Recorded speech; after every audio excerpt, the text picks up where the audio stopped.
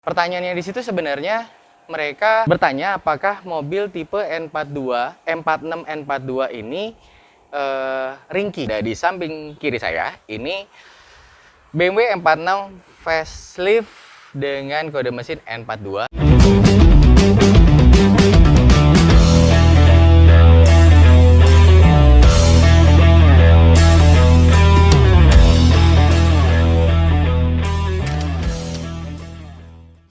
Halo, assalamualaikum warahmatullahi wabarakatuh. Tadinya hari ini saya mau bikin konten tentang BMW One Series, tapi ada komen lumayan menarik. Dan akhirnya saya pikir-pikir hari ini kayaknya saya harus membahas pertanyaannya di situ sebenarnya mereka bertanya apakah mobil tipe N42, M46 N42 ini ringkih. Karena rumor yang beredar dari internet dan sosial media semua katanya BMW M46 N42 ini ringkih.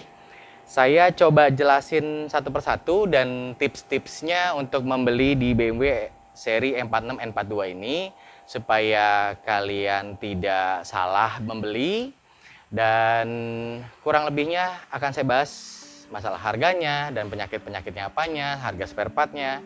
Jadi jangan kemana-mana, tetap di sini terus. Kita bahas tuntas.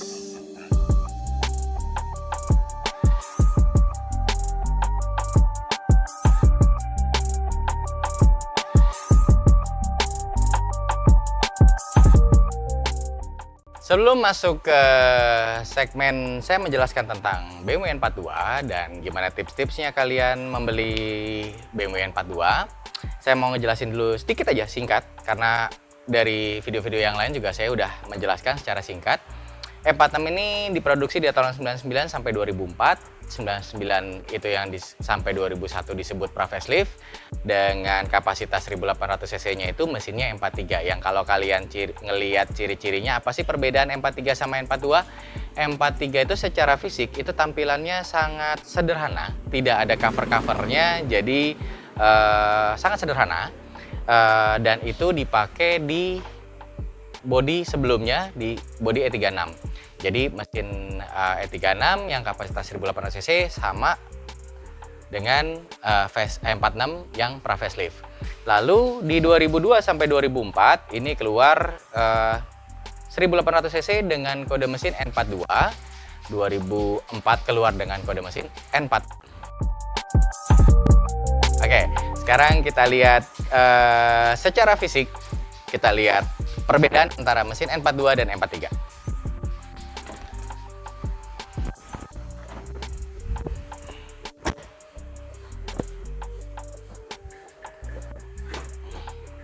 Nah, ini kalau kalian lihat ada di samping kiri saya, ini BMW M46 facelift dengan kode mesin N42 1800 cc secara emblemnya. Tapi kalau dilihat dari kapasitasnya itu 1900 sekian, bisa dibilang juga 2000. Perbedaannya secara fisik antara M43 dan M42, dia tidak memiliki cover-cover seperti ini. Dan tampilan di M43 itu lebih banyak kandungan aluminiumnya. Jadi terlihat kalau kalian melihat ini kandungannya lebih banyak besinya dibandingin sama plastiknya. Sangat berbeda banget sama N42. N42 ini karena tampilan bodinya sudah berbeda, dari matanya berbeda, dari grillnya berbeda, dan mesinnya pun tampilannya pun berbeda. N42 ini lebih banyak cover-cover plastik seperti ini. Jadi kalau kalian lihat, dan biasanya ada yang lebih gampangnya kalian lihat N42 itu ada logo BMW di tengah-tengah sini. Untuk di tampilan belakang, sedikit sekali memang perbedaannya antara pra-facelift dan facelift. Hanya bedanya di pra-facelift itu memiliki 2 layer tampilan untuk stop lampnya. Jadi kalau di versi facelift ini dia terdapat 3 layer. Ada lampu senjanya, ada lampu seinnya, dan lampu remnya. Tapi kalau di pra-facelift itu hanya 2 layer, hanya lampu sen dan lampu brake-nya. Untuk tampilan di interior, M46 ini memang tidak melakukan perubahan dari pra-facelift sampai ke facelift, tidak melakukan perubahan yang banyak, tetapi hanya membedakan dari action-actionnya aja. Salah satu contohnya itu dari boot panelnya. Boot panelnya pra facelift itu biasanya warnanya lebih terang daripada yang facelift, dan dari head unitnya pra facelift itu masih menggunakan kaset dan facelift sudah menggunakan CD. Selebihnya semua kurang lebihnya hampir sama, tidak ada yang berbeda yang sangat signifikan. Dan mungkin ada beberapa tipe di bagian joknya, ini ada yang masih fabric dan masih ada yang sudah ada yang kulit. Itu biasanya tergantung dari price bar order waktu pertama kali membeli unit M46.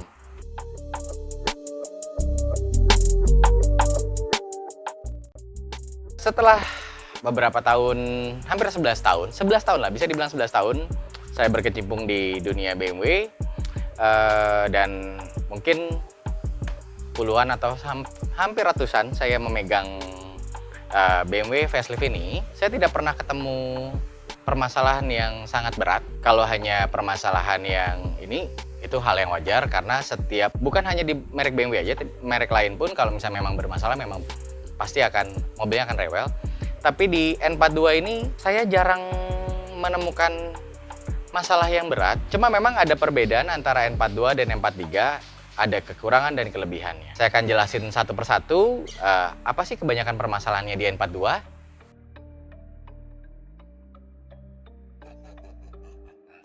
Permasalahan yang pertama, yang kebanyakan banyak teman-teman atau banyak di forum-forum ngeluh tentang BMW N42 ini, biasanya masalah fogging di knalpot pembuangan itu biasanya berasa putih dan olinya terbakar, dan mereka takut karena mesinnya harus turun.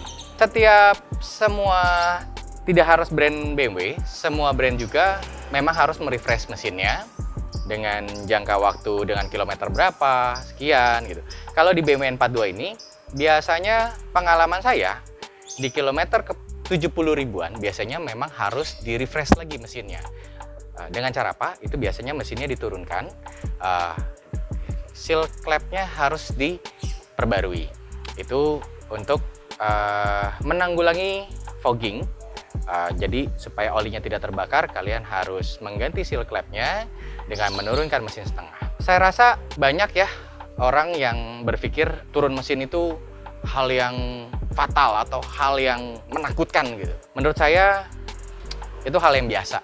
Malah kalau saya pribadi, saya malah suka dengan mobil-mobil yang sudah pernah turun atau sudah pernah di-refresh lagi, bahkan turun satu mesinnya. Karena gini, harga untuk menurunkan mesin di N42 ini menurut saya tidak mahal.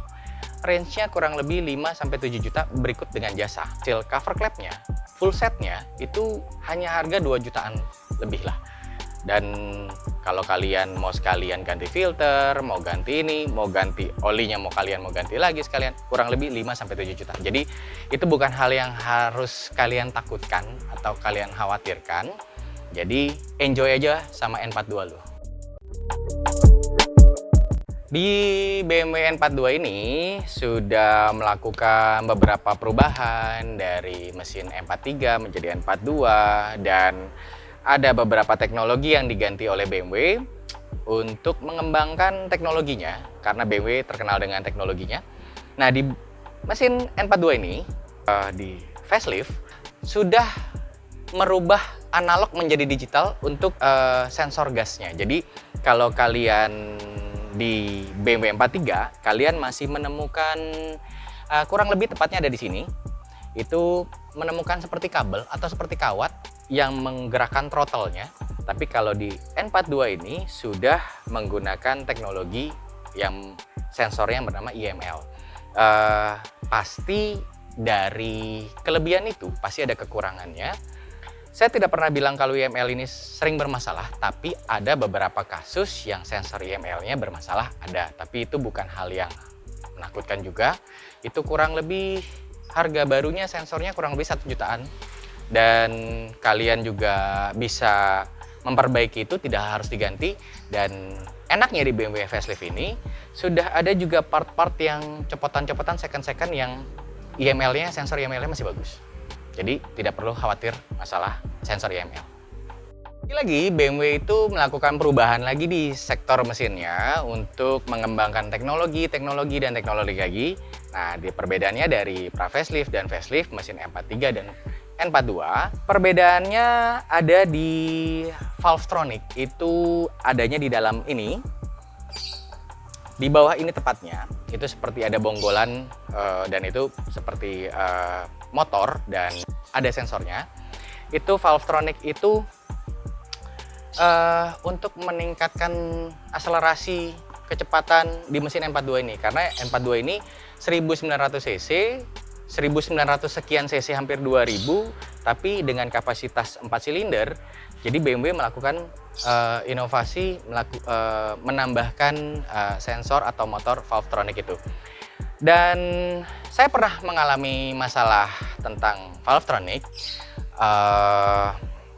Biasanya di indikator speedometer kalian itu akan keluar logo gear yang seperti logo gear, dan itu ada tanda serunya yang orang-orang bilang itu biasanya, wah ini matic saya masalah, matic saya mau jebol atau apa segala macam. Jangan khawatir, tidak sampai ke situnya, tapi kalian bisa cek Valvetronic-nya dulu, karena ini juga yang kebanyakan orang jarang memperhatikan atau jarang mengecek kondisi secara di scan. Jadi di scan itu akan terlihat Valvetronic ini akan bermasalah atau tidak gitu.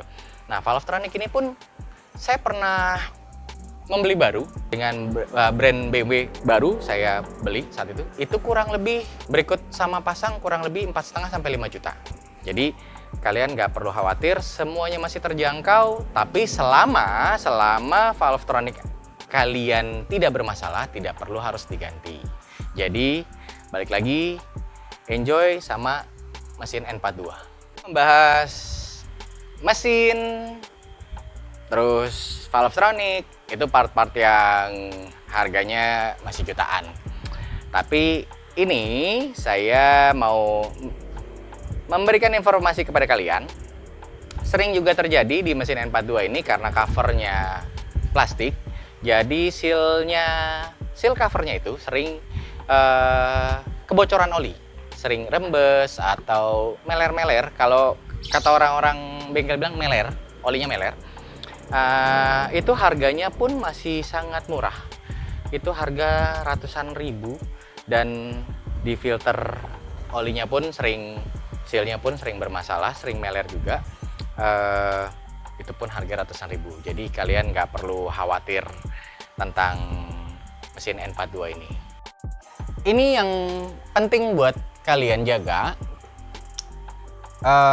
karena mesin N42 ini letak ECU-nya itu ada di luar, letaknya ada di sini. Jadi riskan terkena air, riskan terkena genangan air. Kalian bisa ngejaga ini, saya ngasih tipsnya. Jadi sering saya lihat mobil-mobil temen atau mobil-mobil pada saat mau beli, itu sering di sini tertumpuk daun-daun atau ranting, kotoran-kotoran. Nah itu yang akan menyumbat jalur air pada saat turun dari kaca. Dia akan menyumbat saluran air untuk jatuh di bawah ban. Jadi tersumbat di situ dan akhirnya tergenang di sini, tergenang di kolom. Nah ini kan ECU-nya ini kan di dalam kolom ya, bisa dibilang di dalam kolom. Jadi pada saat airnya turun, tersumbat oleh kotoran ranting, daun-daun kering, dan akhirnya airnya itu meluap dan sampai terkena bagian dari ECU. Nah ini harus kalian perhatikan sekali supaya kalian tidak akan bermasalah di masalah elektrikal. Tapi jangan khawatir juga, saya mengalami seperti itu. Harga kalau kalian mau repair, mau servis ECU kurang lebih 1-2 juta. Tapi kalau kalian mau ganti ECU-nya itu kurang lebih sekitar hampir 5 juta. Itu berikut dengan codingnya. Jadi kalian udah terima beres, terima ECU dengan kondisi yang baru, dan terima codingnya, di programnya lagi, semua segala macam. Itu sudah komplit dengan harga 5 juta. Kurang lebih sekitaran segitu. Oke, jadi kalian nggak perlu khawatir, semua masih terjangkau. Yang saya sebutkan ini semua part-part yang mahal, yang untuk menjaga-jaga. Tapi tidak selalu BMW 46 ini bermasalah di ECU atau Valvetronic. Tidak selalu masalah. Atau masalah di turun mesin tidak terlalu masalah. Tidak selalu masalah di situ. Oke? Jadi enjoy terus sama N42.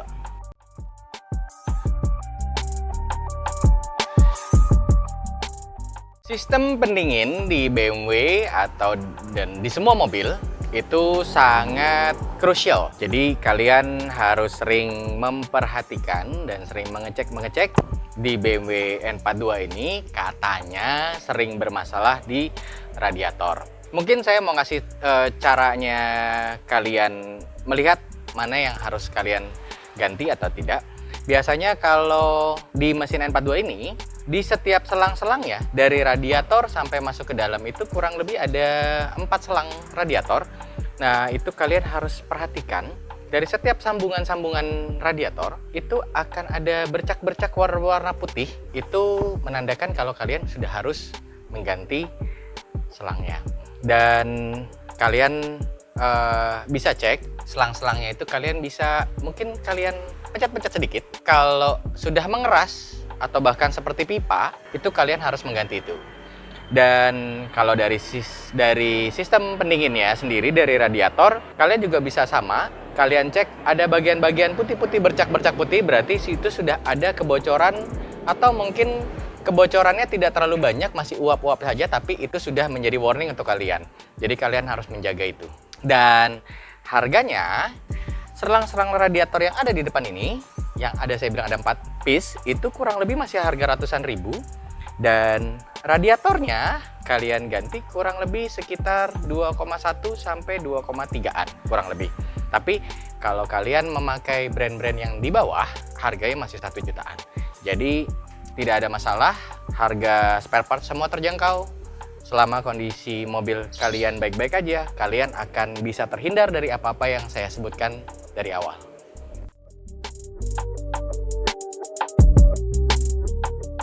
Permasalahan yang tadi saya sebutkan, dari turun mesin, terus Valvetronic, terus ke ECU, terus rembes-rembes di oli, dan di sistem pendingin, itu bukan hal yang selalu ada atau selalu terjadi di N46, N42 ini. Tidak selalu. Itu semua tergantung dari kondisi dan tergantung dari perawatan orang sebelumnya. Jadi kalian nggak perlu khawatir. Itu yang saya sebutkan untuk memberikan informasi ke kalian, itu part-part yang besar atau dana-dana yang akan besar yang kalian akan keluarkan kalau terjadi di N42. Tapi selebihnya semuanya itu masih ratusan ribu, dan menurut saya masih oke banget lah kalian memakai brand BMW dengan perawatan yang masih ratusan ribu. Oke lah, itu masih worth it banget buat saya. Jadi balik lagi, intinya pada saat membeli, kalian lihat kondisi mobilnya. Apa yang saya sebutkan tadi mungkin bisa jadi bahan pertimbangan kalian untuk saat memilih mobilnya.